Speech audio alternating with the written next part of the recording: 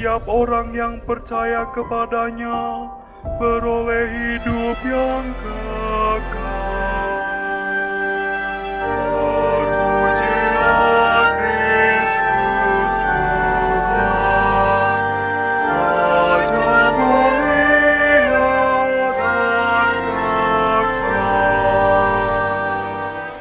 Tuhan sertamu.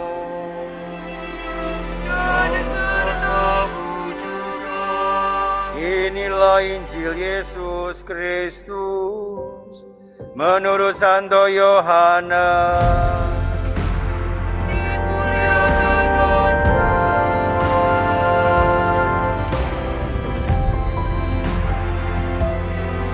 Sekali peristiwa, Yesus berkata kepada Nikodemus yang datang kepadanya pada waktu malam, sama seperti Musa meninggikan ular di padang gurun, demikian juga Putra Manusia harus ditinggikan, supaya setiap orang yang percaya kepadanya beroleh hidup yang kekal. Karena Allah begitu mengasihi dunia ini, sehingga Dia telah mengaruniakan Putranya yang tunggal, supaya setiap orang yang percaya kepadanya tidak binasa, melainkan beroleh hidup yang kekal. Sebab Allah mengutus Putranya ke dalam dunia, bukan untuk menghakimi dunia, melainkan supaya dunia diselamatkan melalui Dia. Siapa saja yang percaya kepadanya, ia tidak akan dihukum. Siapa saja yang tidak percaya, ia telah berada di dalam hukuman. Sebab ia tidak percaya dalam nama Putra Tunggal Allah. Itulah hukuman itu. Cahaya telah datang ke dalam dunia, tetapi manusia lebih menyukai kegelapan daripada cahaya, sebab perbuatan-perbuatan mereka jahat. Sebab siapa saja yang berbuat jahat membenci cahaya dan tidak datang kepada cahaya itu, supaya perbuatan-perbuatannya yang jahat itu tidak tampak. Tetapi siapa saja yang melakukan yang benar, ia datang kepada cahaya, supaya menjadi nyata bahwa perbuatan-perbuatannya dilakukan dalam Allah.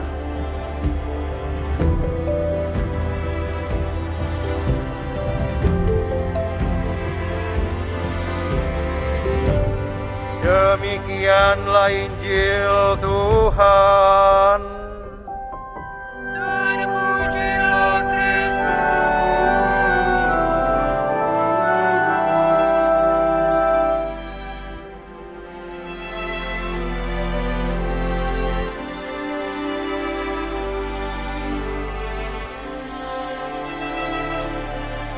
Selamat siang.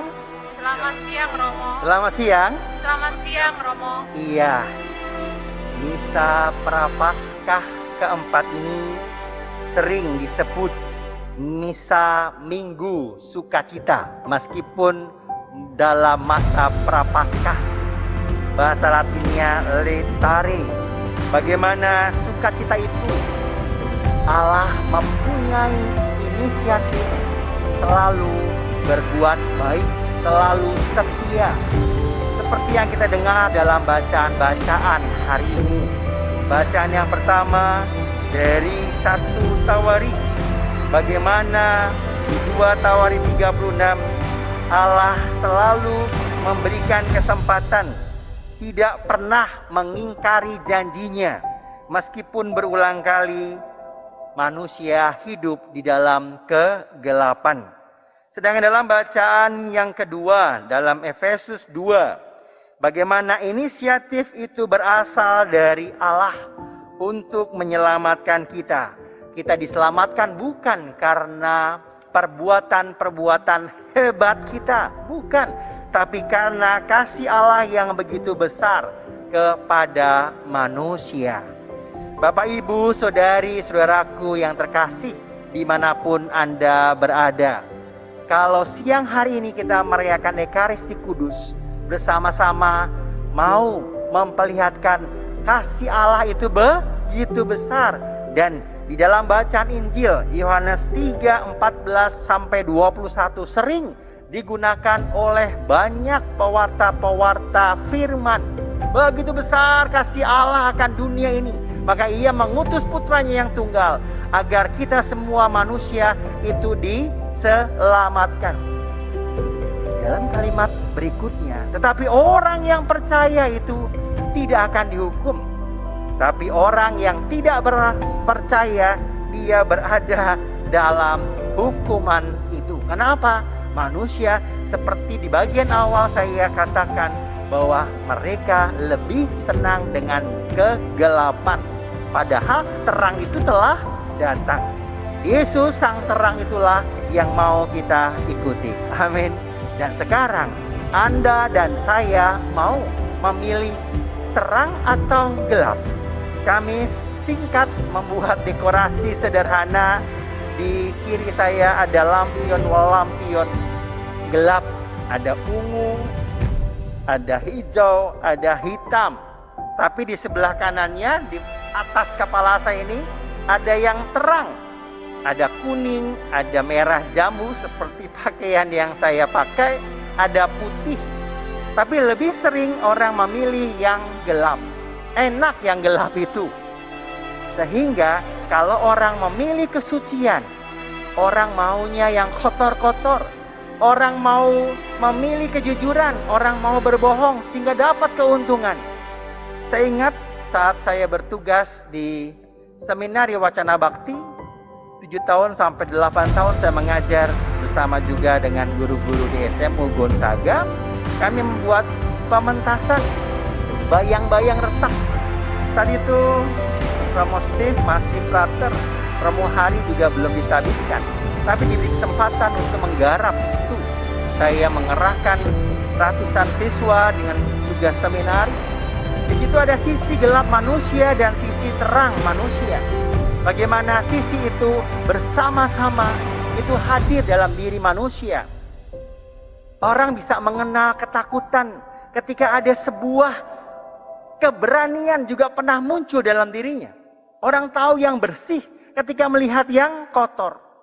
Dan segala sesuatu itu harus dialami. Sisi buruk manusia itu menguatkan dan akhirnya dia berani bangkit untuk kembali menjadi orang yang benar. Dan disinilah bagaimana kekuatan Kristus yang datang ke dunia bukan untuk menghakimi, bukan untuk menghukum, bukan untuk membuat manusia menderita. Tapi manusia kenapa milih menderita? Tidak mau hidup bersama dengan Kristus. Teman-teman, Bapak, Ibu, Saudari, Saudaraku yang terkasih. Minta maaf kalau bicara saya, khotbah saya terlalu cepat. Semoga bisa ditangkap. Saya sadar betul bagaimana manusia itu dicintai Allah luar biasa.